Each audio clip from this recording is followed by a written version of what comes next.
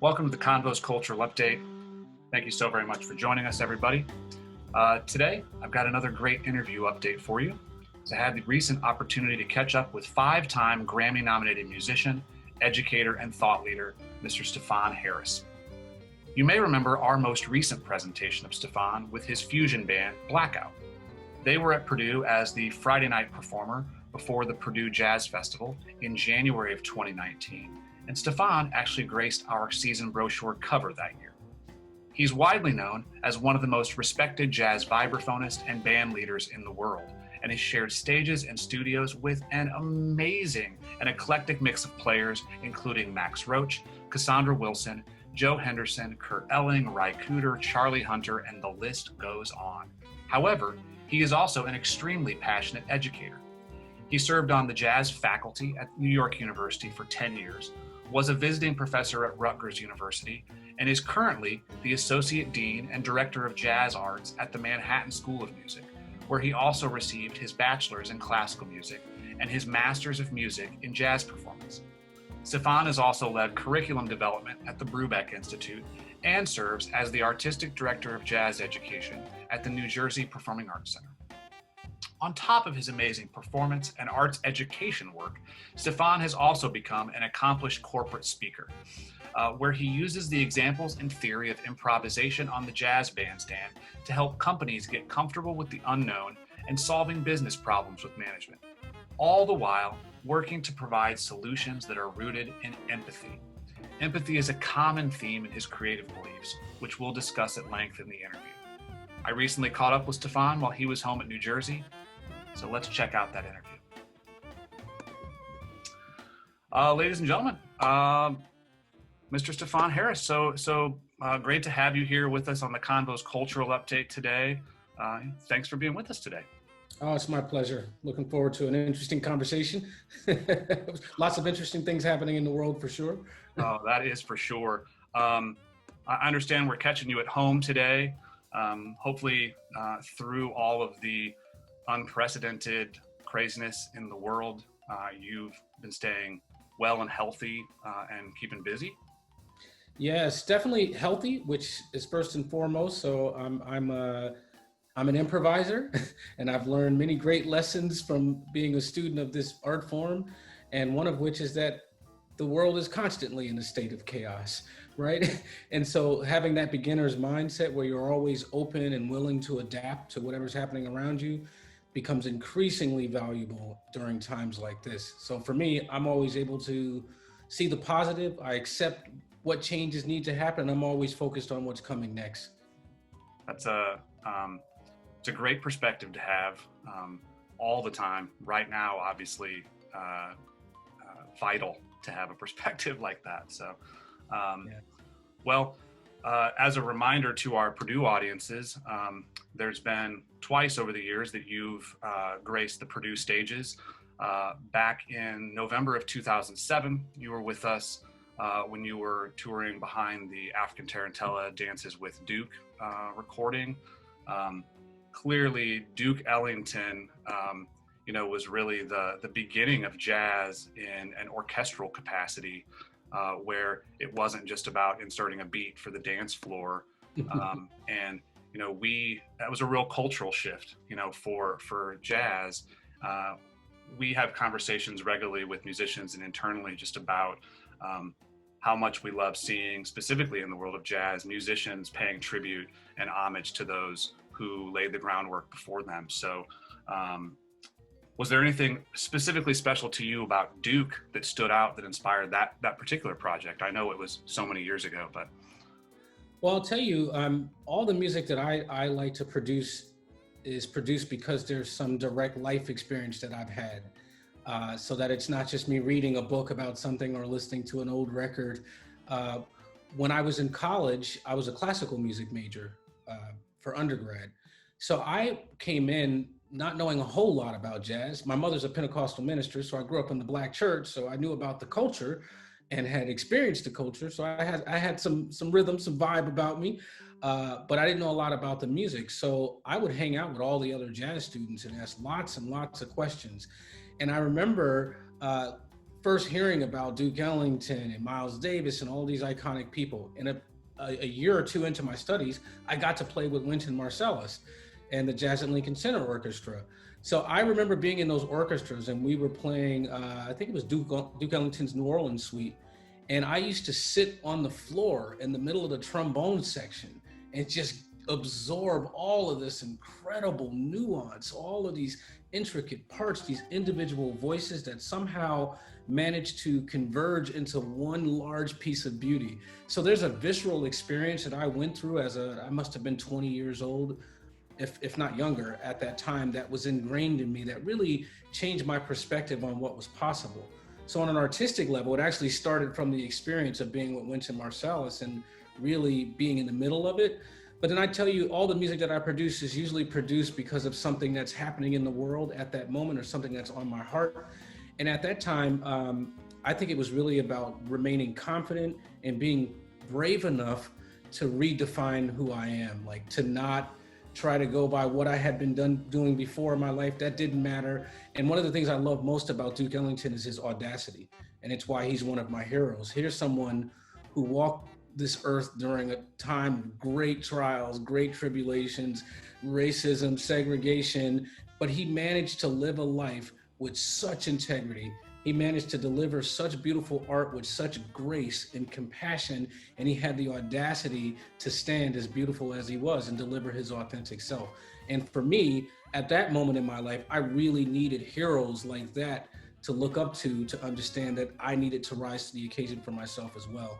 So there's the musical side of it, but there's the spiritual side, there's the legacy side of it that really helped transform my life, taking a closer look at Duke Ellington. Very eloquently said. I couldn't agree more. And your arrangements on that album are really beautiful. So, what an experience to be to not have been having your head into the jazz world and being a year into your studies and be playing with Wynton Marsalis and jazz at Lincoln Center. What's funny, it was in many ways, it was a great benefit to me that I didn't grow up playing jazz. It was all so new for me at 20 years old. I mean, I was so excited to learn as much as I possibly can. I'm still excited. I still feel like a child every time I sit down to the piano or the vibraphone. But yeah, it really was a transformative moment. And one other thing I'll add is in paying tribute to our elders, to our ancestors, I have a high value on paying tribute in the way that they would be proud of. And this is not an art form that ultimately is valuable because of someone's ability to resurrect the past or recreate something from the past. The reason this art form is valuable because of the social skills, the presence of empathy and kindness and learning to listen to other human beings to create something really beautiful. So I felt, and I still feel this way, whenever I create a piece of music in tribute to someone, I have to put my own stamp on it. I'll never do a record that's like the music of Horace Silver, right? Sure. I'm taking the elements of Horace Silver that have impacted me in creating my own music, because I think that's what our elders, what our ancestors would want. That's what they did with their time on the planet. And they told the story of their people, of their era, perfectly. Doesn't get any better than Charlie Parker and people like that. And now the task for us is to tell the story of our times as authentically and as articulately as we possibly can. Yeah, and music is an ever evolving and like living and breathing organism. So that all makes sense. Yeah, it's an amazing tool. I mean, I really see music as a science. What's powerful is the social evolution of our people, of our communities, of our societies, because what's captured in the music, it's not just about organizing vibrations, it's the story. When you hear jazz, you're hearing the story of a people. And when you hear jazz as it's evolved now, you're hearing the story of the possibility of what could happen when you have divergent perspectives come together, right? As we struggle as a nation to figure out how to handle diversity, the first thing we have to do is to understand its true value. We have to have some perspective on whether we even want it or not, right? Right. Jazz as an art form thrives on inclusion. It thrives on diversity. In fact, if you got a whole bunch of people on the bandstand who think the same way, the music is going to be pretty bad, most likely. It'll be pretty generic. Yeah. We live in those spaces. We want people to bring their authentic self. We want you to struggle. We want you to be vulnerable, because in your vulnerability, you provide me the courage that I need to give the best of myself. And then sometimes these pieces don't seem to fit. And there's a third person in the band who's looking at these two pieces and sees something in the middle and plays that. But not one of us on the bandstand could create the type of beauty that we do without one another having authentic, distinctive perspectives. Absolutely. Absolutely. Well, that's a good segue into then the last time that you were at Purdue was just in January of 2019, when you were with your fusion band Blackout, touring behind the Sonic Creed album that came out in 2018.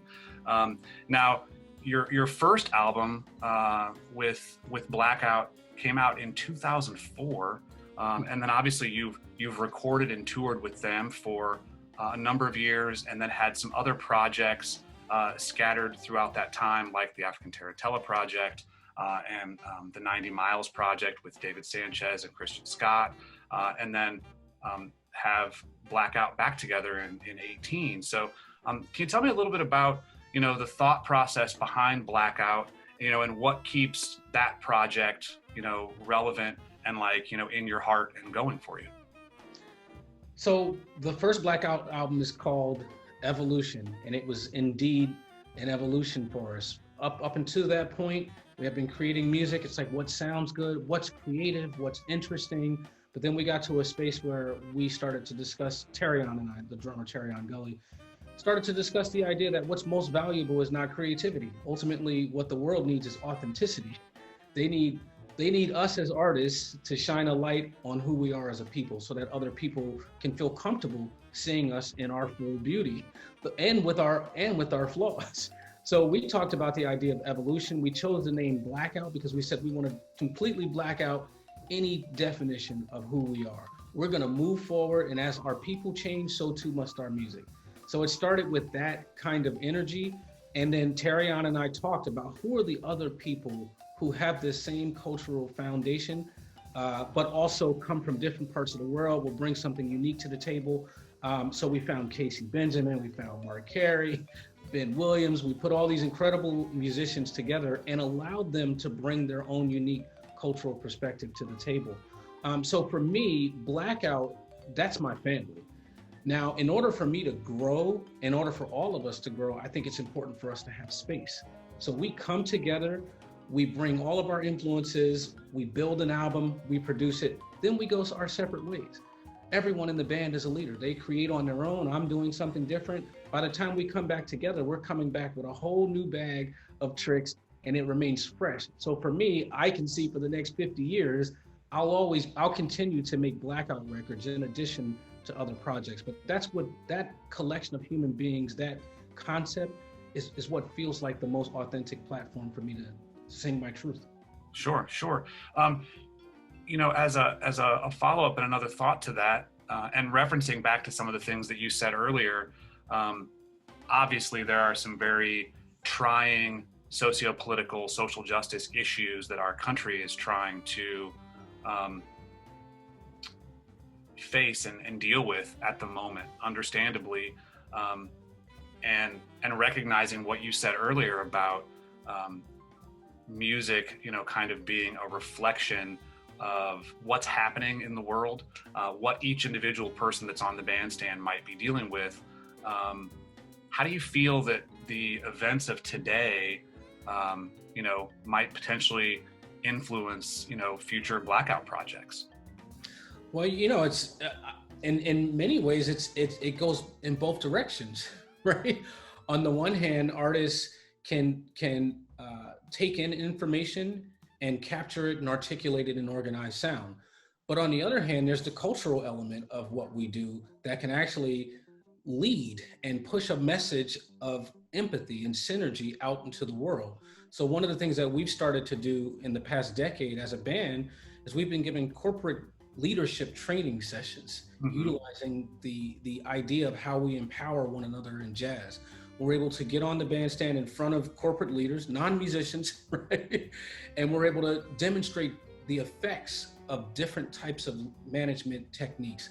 I mean, and it's not that one is better than the other. It depends on what outcome you seek. For us, we're seeking unity. We're seeking to discover something as clear, as articulate, as beautiful as possible. And in order for that to happen, you really have to empower everyone around you. There are circumstances where one may micromanage and may be more of a dictator, and sometimes that's what's necessary. So for example, in the manufacturing field, you don't want a bunch of people being hyper creative, right? Before you bring an idea to the boss in the manufacturing, you better have tried it 5,000 times, have it perfect, and then we can try it, because it's really expensive to make mistakes in manufacturing. But if you're in a field like, I don't know, pharmaceutical research, probably 85% of what they do is a failure, right? And they live in those spaces. So for us, we embody all of that, and we embody it with grace. But a lot of times people in the world are not used to seeing vulnerability as the valuable strength that it is. So we embody that, and we push that message out into the world. So to go back to the beginning of your question, of course, we're going to allow our perspective of what's happening in the world to come out in what we create.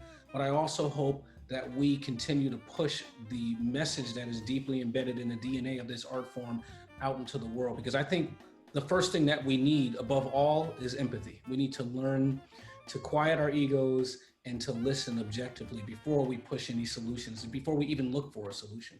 Sure. I mean, and that's another great segue, you know, empathy. It's something that I've seen, that I've in interviews and in hearing you talk in past other interviews, that your primary desire through all of your work seems to be helping audiences build empathy, you know, through your music and performances. We have done some work at Purdue through some arts research where building empathy has been a secondary yet no less important hopeful outcome, as we've been working to build data sets that support the idea that there's an intrinsic impact to having performing arts integrated into the collegiate curriculum.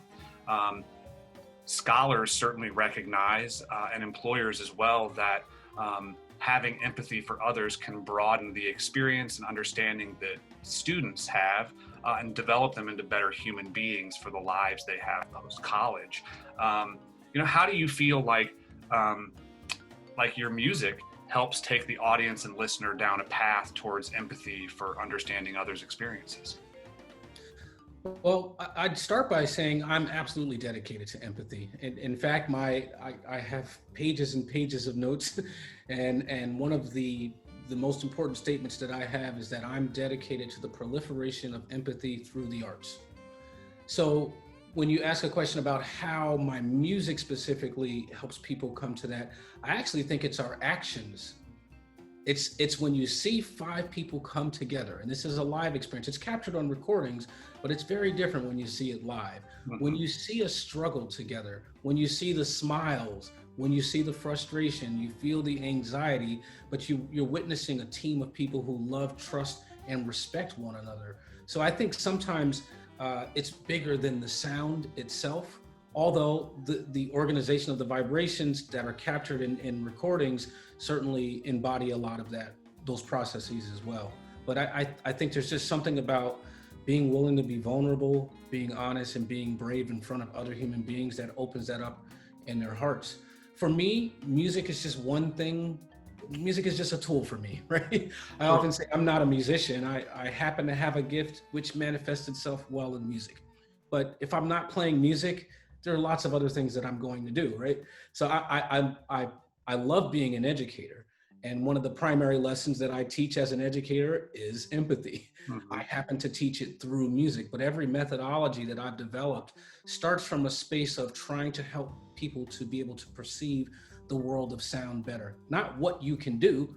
We'll get to that. The first thing you got to be able to do is see what's happening around you. I've developed an app called Harmony Cloud, which is all about ear training. It's raising musicians' ability to perceive the world around them, the corporate leadership training, all of the writings that I'm doing, it's all about opening up people's ability to perceive the world. How have you used, I recognize the idea behind the app as a way to help musicians at all skill levels, work on their ears so they can further explore that world of improvisation and be able to better interact with other people on stage and on the bandstand. But how have you used it? Do you use it in-person teaching? And what do you view like your overall goals for Harmony Cloud? Wow, there are many, and Harmony Cloud's the first product of many to come. But I felt it was important to start with this idea of ear training. So I of course use it as I'm developing it. My ear is getting better and better, of course, but then I use it as a teaching tool. Sometimes when I'm trying to teach someone to feel sound, I'll create a drone with Harmony Cloud, and then I'll have them play individual notes, and I'll have the audience start to describe and paint a picture of what the notes look like. I'll have them move their bodies, right? So whether you become a professional musician or simply a deeply engaged listener, developing your ears is going to enhance your ability to understand art. So I'm using it as a teaching tool, but bigger than all of that, when you start to think about other disciplines of study, the arts are one of the very few areas where you actually teach people to just sit still and observe.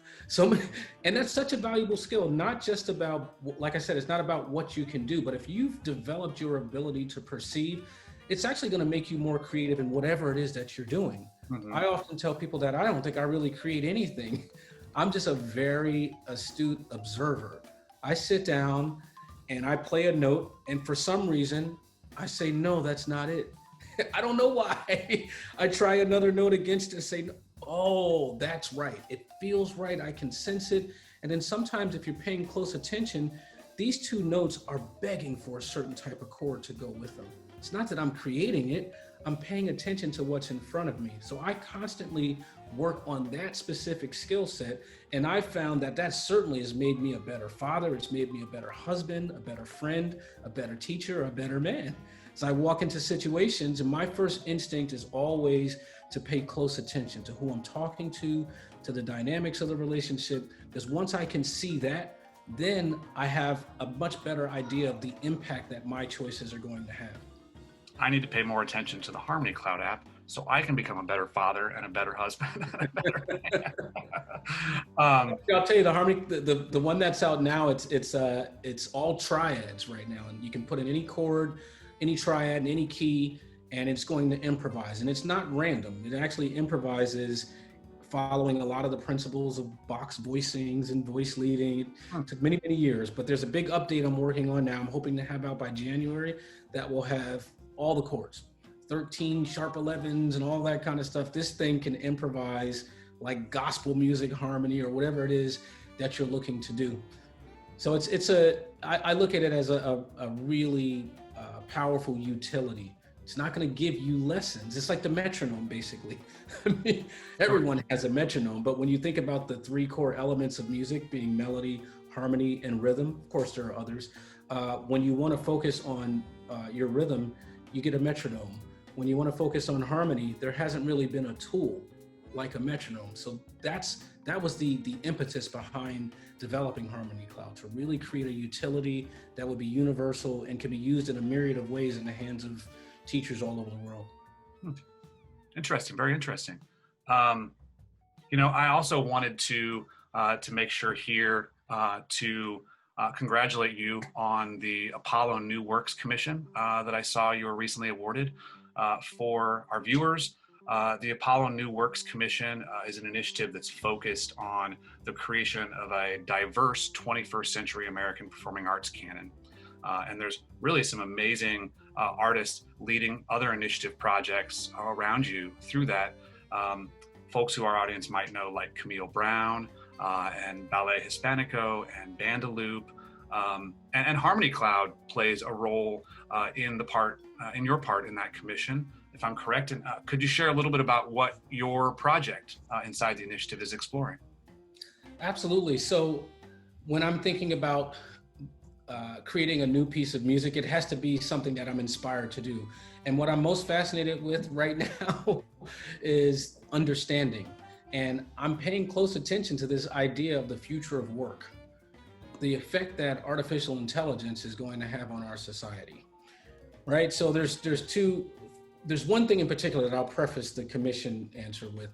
One is, it seems to me that a lot of us moving forward are going to have to reconceptualize what it means to work and what was the value of working anyway. I mean, if we work so that we can feed our family, that's one thing, but perhaps there's another way to feed your family that will develop in the future. But I'm positing that in the next 50 years or so, we're going to have a lot of people at home, and they're going to need something to do with their time. They're going to have two major problems, right? Hopefully we'll get money in some way, and food, that won't be an issue. We'll have to solve for that. But just because you're fed and you have clothing, you're going to need something to do with your muscles, right? Because muscle atrophy becomes an issue. So I'm banking that people who are in athletics, education, coaches, who can start local teams to get people in the community off their couches and out and socialize and get them engaged with one another, I think they're going to be valuable. And the other part of it is, I think we need creative ways to express ourselves. We need ways to come together with other people. We need a reason to gather. And I think arts education is going to play a major role in that. So we're going to be I think we're going to be much more valuable when we take art out of the hands of the elite and we put it in the hands of the masses. So when I started to think about how do I create something that is in support of that movement, which is, I think, is inevitable. I started to think about the idea that people have a lot of fear around artificial intelligence, and rightfully so. It's troubling if we don't handle it in the right way. But there's also a lot of potential beauty that can be derived through utilizing artificial intelligence. So I had this idea of, how do I create a circumstance where I'm creating something beautiful alongside with the creative mind of the software. So because Harmony Cloud actually can improvise musical chord progressions, and it does it, I'll tell you at this point, it came from my head, but at this point it can create better progressions than I can, because it can contain thousands and thousands of choices and make a decision in a millisecond. I can't do that, right? So I'm like, okay, so I have this artificial intelligent being, so to speak, that can cover the harmony. How about I put the band on stage and we have the courage to not know what's coming next in the harmony? That we're actually I have to create a notation system. I have to figure this out. This is what I'm working on this year. But we should be able to get on stage and have Harmony Cloud improvising, and we should be able to create improvised form and structure and melodies and improvisation all around what Harmony Cloud is doing. So you have melody, rhythm, and harmony, but the harmony is actually going to be derived from an AI when we run the stage together. Sure. So it's a big challenge, but I'd love the narrative to be that we've created an example of how to work with AI to actually create beauty. That sounds like a really, really exciting project. I'll let you know when I figure it out.